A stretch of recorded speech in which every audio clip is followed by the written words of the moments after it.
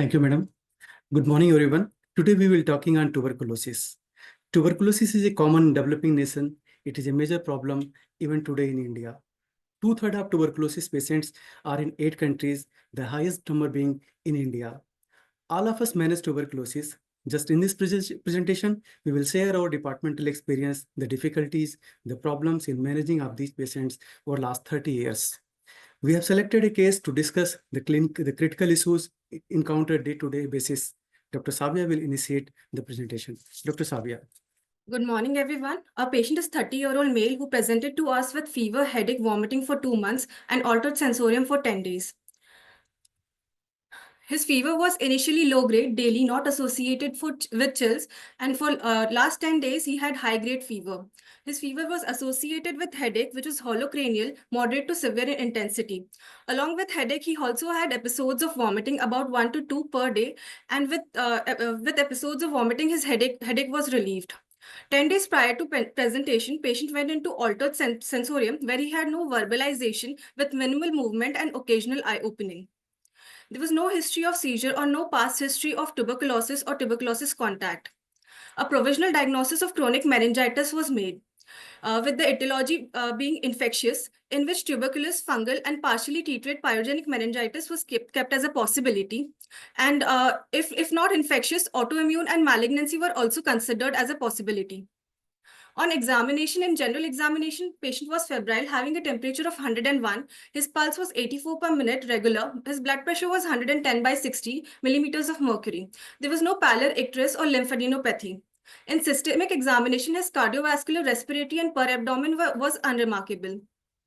In neurological examination, patient was comatose, his Glasgow coma scale being E2V1M3, pupils were 3 mm reactive to light, fundus was bilaterally normal. His tone was decreased in right upper limb and lower limb, and his reflexes were absent bilaterally in lower limb. His plantars were bilateral extensor, and he had neck rigidity present. We could not assess his sensory and cerebellar signs due to his comatose condition. We confirmed the history on examination, and a diagnosis of craniospinal chronic meningitis was made. With respect to his cranial features, he had features of meningitis along with hemiparesis, and there was evidence of radiculopathy with respect to spinal in the form of absent deep tendon reflexes in bilateral lower limb. In his laboratory reports, his hematological and biochemical parameters were within range at the time of admission. We went ahead with neuroimaging. In his MRI brain T1 post-contrast axial images, we can appreciate basal exudates along with leptomeningeal enhancement, diffuse leptomeningeal enhancement in the left temporoparietal sulcus along with granulomas. Can you point out where do you see those findings? Yes, sir. In the bilateral sylvian fissure along the basal cisterns and in left temporal parietal sulci along with presence of granulomas. Over you. Thank you. In the cell size. See it in the frontal area. Here, in the cell side, we can appreciate. We went ahead with CSF analysis. His opening pressure was 25 centimeter of water. His protein was elevated to 183 milligram per deciliter. Glucose was 66 milligram per deciliter. And he had total cells of 125, lymphocytic predominant. His CSF was negative for malignant cells, cryptococcal antigen, and his gene expert was also not detected. The question arises, what is the etiology? Can we still call this patient as tuberculous meningitis? Regarding this, an international consensus for diagnosis of TBM was made, where presence of essential criteria and supportive criteria needs to be met. Our patient had met the essential criteria as well as supportive criteria with respect to CSF and neuroimaging. Regarding categorization, our patient had clinical imaging features and was categorized as a case of probable tuberculous meningitis. With respect to his severity, patient had presented with Glasgow coma scale of 5, hence he was categorized as stage 3 severity of TBM. After diagnosing the patient with tuberculous meningitis, probable in stage 3, we started the patient on weight-based anti-tubercular therapy along with steroid and aspirin. Now the question arises, when will his symptoms resolve after starting off the ATT? I would like to I would request Dr. Prakash sir to discuss regarding the same. Thank you, thank you, Dr. Savia. Regarding regarding differentiations of clinical symptoms, only few studies are available in literature. In pulmonary tuberculosis, majority of patients usually become febrile by 1 week. But what about tuberculous meningitis? There is hardly any literature available. There is a couple of papers in meningitis, bacterial meningitis, in which they shows about 10% of patients remain febrile by day 10 of treatment. But there is no information on tuberculous meningitis. We have conducted a study to solve this question in which patient with tuberculous meningitis. We found that remission of vomiting in a median of 10 days, headache by 16 days, and fever by 18 days. This was sequence of event we found. This information is the similar information is also shown in this Kaplan-Meier curve. Tuberculous patient meningitis takes a longer time for deprivation of meningitis symptoms and delay in remission of meningitis symptom associated with poor outcome at 6 months. Now, what about the biomarkers of prolonged fevers? Fever is linked with ongoing inflammation, which may be influenced by inflammatory cytokines like TNF-alpha, interleukin-6. We have conducted another study in which we have found that although TNF-alpha expression in blood and TNF-alpha is correlated negatively, but both go hand by hand with differences of symptoms, but they are not significantly related with this stage of the, but they are significantly related with stage of the disease and patient outcome. We further concluded that high TNF-alpha expression in blood and their CNS TNF-alpha level may determine longer duration of fever, severity of meningitis, infarction, hydrocephalus, and exudates in imaging. And finally, the outcome may be determined by this one. This information is important for us to know, to counsel the patient that fever, headache, and vomiting may not disappear overnight. It may take longer time. Now I am inviting Dr. Savia for further case.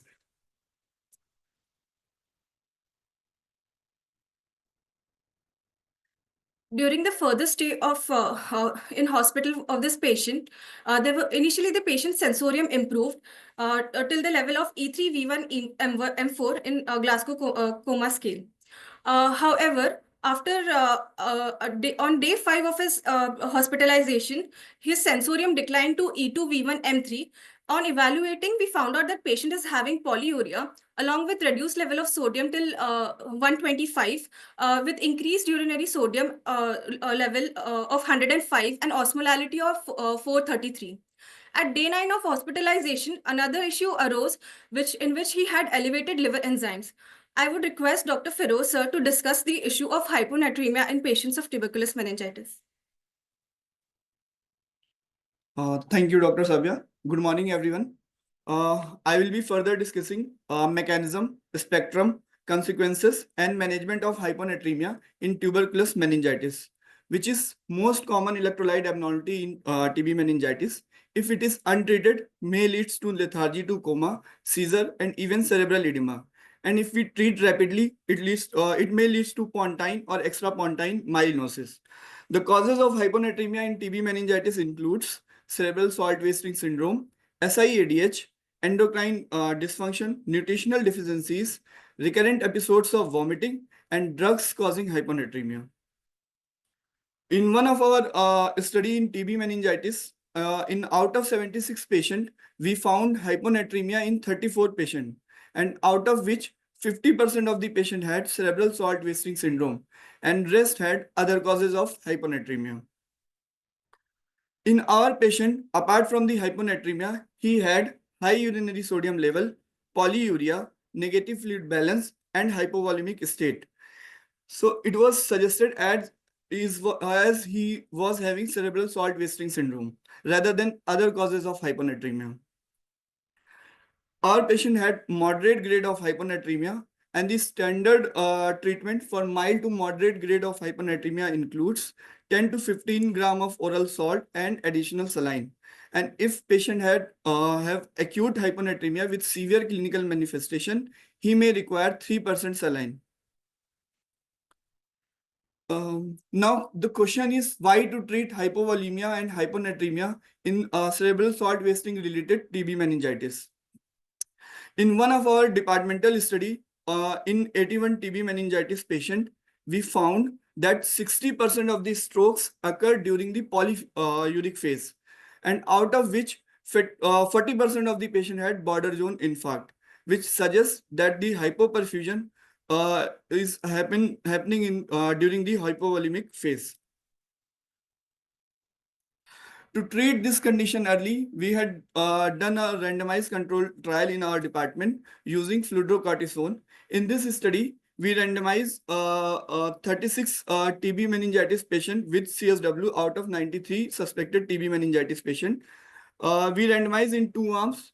One group received fludrocortisone along with the saline and oral salt supplementation, and another group received only saline and oral salt supplementation. And we had found patient treated with fludrocortisone normalized serum sodium level in 4 days, which was significantly earlier than those receiving saline only. However, in this study, although serum sodium level normalized within 4 days, polyuria and negative fluid balance persisted for much a longer period and was not significantly reduced by fludrocortisone. Now, we had another question. Why does cerebral salt wasting occur in tuberculous meningitis? For this, we had done some basic research studies, and we found there were elevated levels of stress-related neurotransmitters like dopamine, epinephrine, and norepinephrine, which suggested that cerebral salt wasting related to sympathetic dysregulation in tuberculous meningitis. In another study, we had also found there were increased level of ANP and BNP during hyponatremia, and there may be dysregulation of sodium and water absorption at distal renal tubules. Till now, we had found increased level of sympathetic neurotransmitters such as dopamine, norepinephrine, epinephrine, along with ANP and BNP. Now, we had question how to treat this condition. For this, we hypothesize that using a drug with anti-adrenergic and anti-stress property might result in early correction of hyponatremia and early achievement of positive fluid balance. For this, we use propranolol, which can suppress the elevated levels of catecholamines, might correct this condition. For this, we had done the next level of RCT. In this study, we screened 95 suspected TB meningitis patients and randomized 38 patients with TBM with cerebral salt wasting syndrome in the two groups. First group received propranolol 20 mg BD along with oral salt and saline, and another group received only oral salt and additional saline. In this study, not only the early normalization of serum sodium, but we had there were also early achievement of positive fluid balance. Now I'm coming back to our patient. Along with the cerebral salt wasting syndrome, he also had drug-induced hepatitis. For this, I will request Dr. Himanshu to come and discuss the issue of drug-induced hepatitis in TB meningitis and share our departmental experiences. Thank you, Dr. Firoz sir. Good morning, everyone. I will be discussing ATT-induced hepatitis in patients with TBM.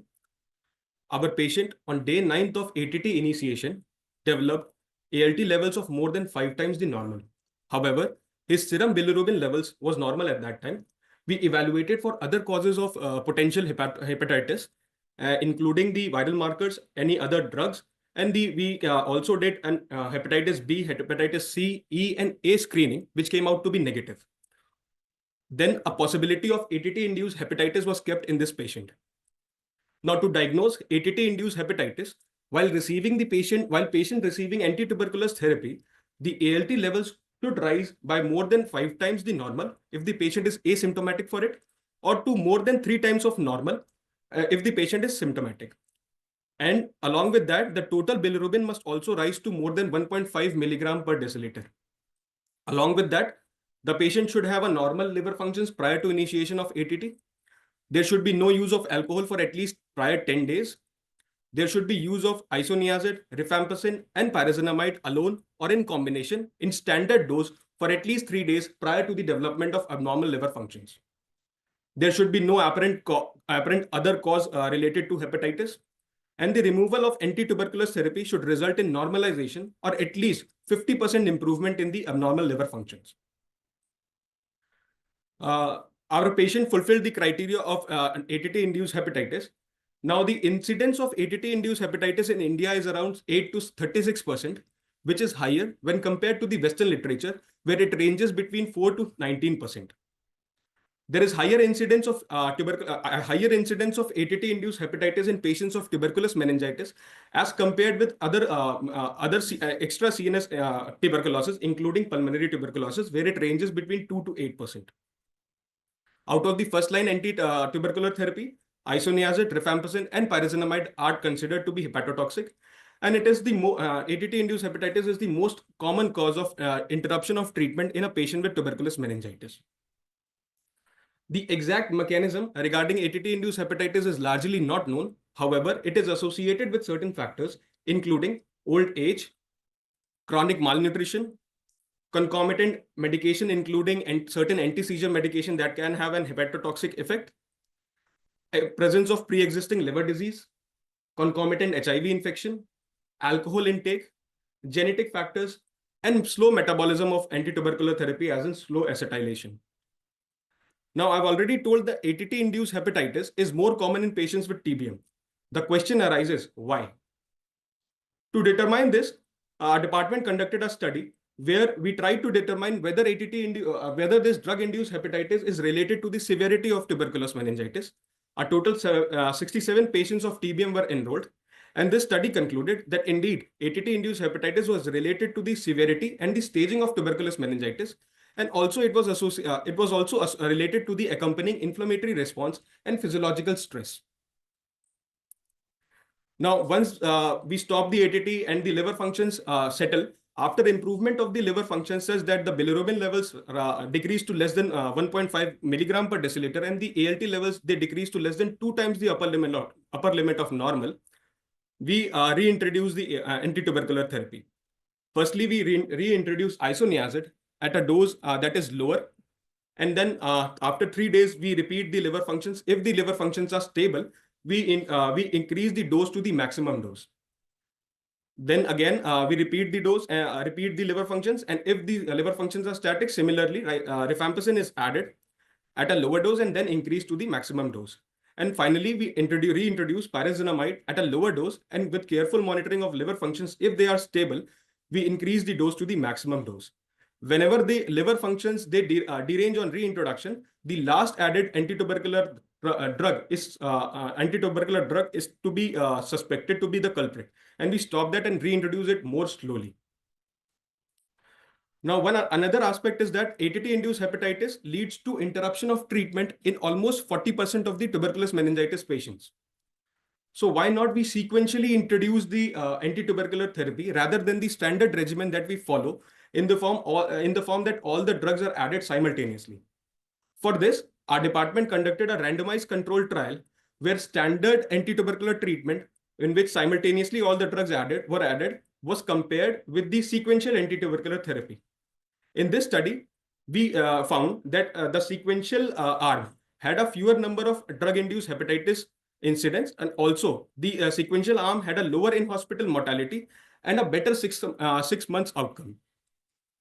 Now, with this experience of managing the patients of hyponatremia and patients with drug-induced hepatitis in a tuberculous meningitis patient, I would like to invite Dr. Sabia to further continue with the case. We incorporated these findings in our patient, and with respect to his cerebral salt wasting, we supplemented salt in dose of 15 gram per day, and propranolol 20 mg BD was added to this patient.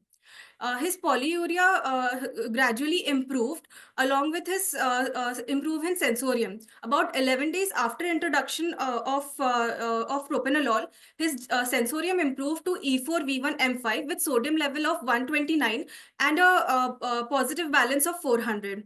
His sodium levels were 136 at the time of discharge. With respect to drug-induced hepatitis, his ATT was modified and levofloxacin, linezolid, amikacin were introduced along with ethambutol.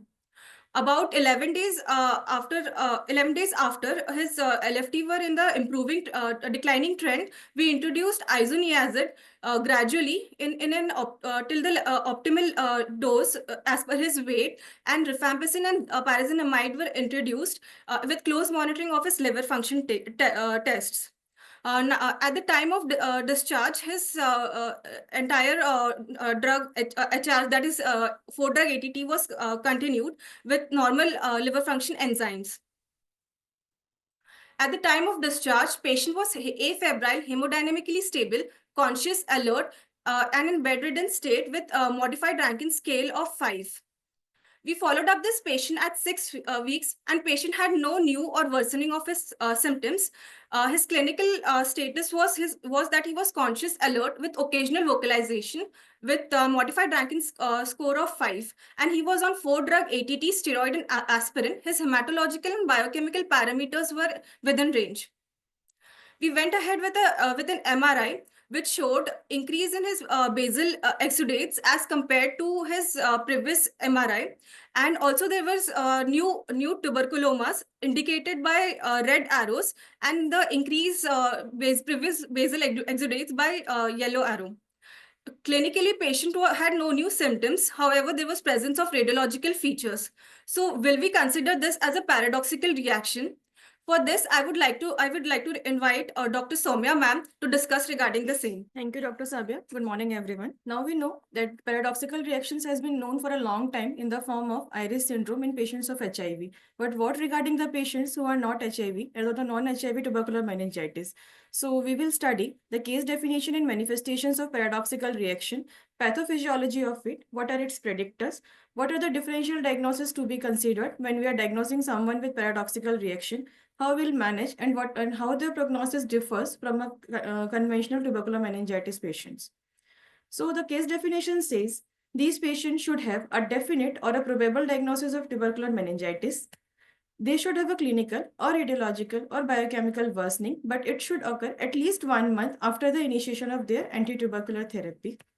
Prior to the worsening, the patient should show at least some signs of improvement or minimally stabilization after the treatment, and other causes of worsening, specifically the drug-resistant tuberculosis, must be excluded. What can be the manifestations of these patients? They can present clinically either with the reemergence of their fever or the symptoms of meningitis with headache and vomiting.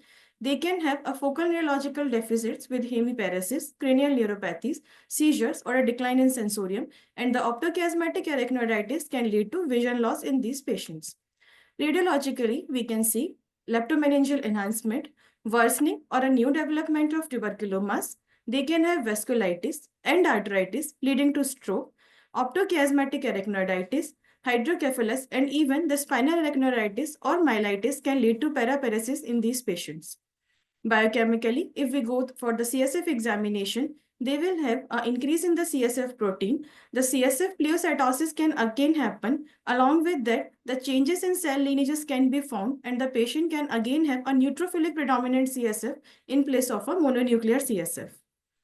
So 22 years back, when our department found out similar presentation in our patient, a CT-based study was done at that time, and in which nearly 33% of the patient developed the paradoxical reaction.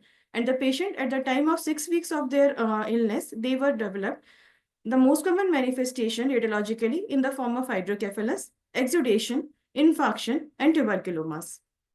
Now, if we look at our patient was having basal exudation. He was having temporal and the temporoparietal sulci and in opercular area tuberculomas. And at the 6-week follow-up, if we look, there is a worsening of his arachnoiditis. There is a worsening of his temporoparietal tuberculomas. Along with that, there is a generation of a new tuberculoma over his right thalamic area.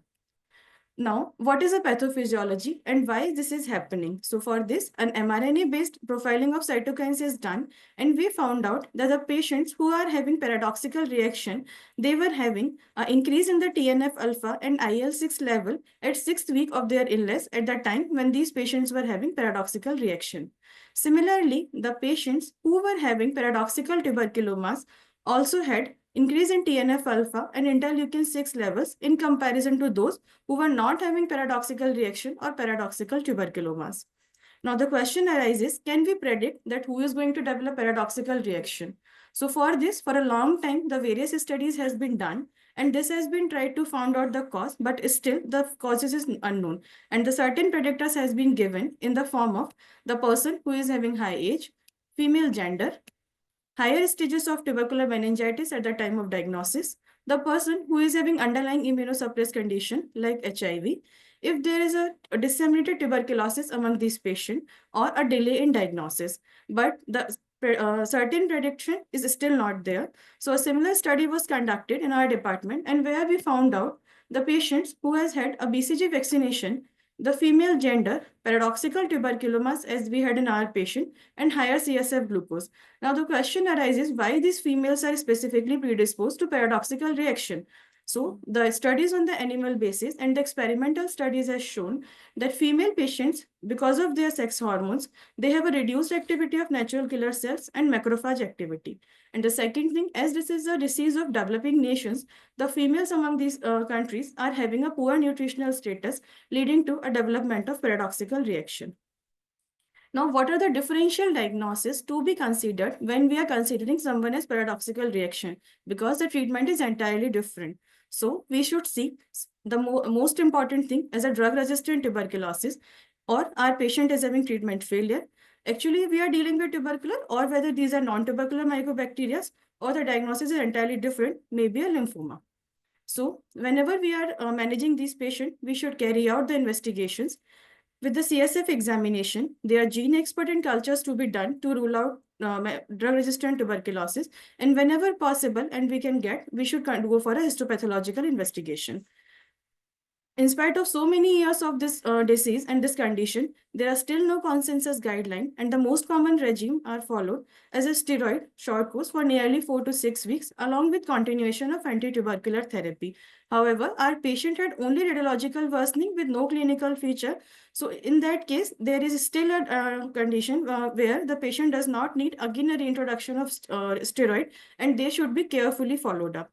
And even there are anecdotal reports of an improvement with TNF-alpha inhibitor or IL-6 inhibitor therapy in the form of infliximab, adalimumab, thalidomide, cyclophosphamide, or interferon gamma. But again, the question arises, the level of immunosuppression we are going to get with this medication, is it actually going to helpful in the patient who is having such a severe form of meningitis? So now the question is, how these patients differ in prognosis from those who are not having paradoxical reaction. So this study showed even though the patient with paradoxical reaction, specifically the radiological one, they are developing a worsening, but clinically at the end of 6 months when these patients were studied, their recovery was similar and it was statistically not significant to the patient who were not having paradoxical reaction. Now I would like to invite Dr. Sabia to discuss the further course of illness this patient. Since this patient did not have any clinical worsening, we continued with his 4-drug ATT, steroid, and aspirin.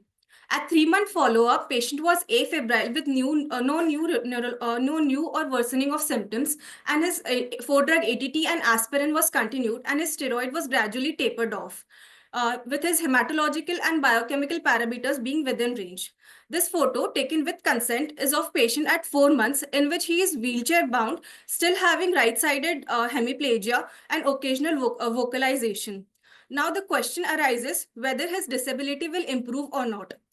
For this, our department conducted a study to ascertain the predictors of long-term neurological sequel in which various factors like demographic data, clinical presentation, radiological features were studied. We found out that focal motor deficit at the time of admission was the most important predictor of neurological deficits at 1 year. About 78.5% patients with TBM had a neurological sequel. Since our patient had focal deficit along with altered sensorium at the time of admission, he is more likely to have long-term disability. Now I would like to request Dr. Prakash sir to conclude this session. Thank you, Dr. Sabia. Our department has put lots of effort in understanding this disease over last 30 years. We are highly indebted with Professor UK Mishra sir, our founder head of department, who is mentor. These are our alumni who are at various academic positions in various institutes of country. These are our couple of PhD students. We are indebted for our current and past faculty and residents. Due to their hard work in this field, that resulted into these information to the world literature. We are thankful for their contribution and for their passionate work. And at the same time, we are also obliged to supporting departments like microbiology, radiology, and neurosurgery. Whenever needed, neurosurgery have done CSF diversion procedures. Radiology department is very kind enough for providing slots for MRI as and when needed. And microbiology reports we get quickly and certainly help in deciding our treatment. Thank you.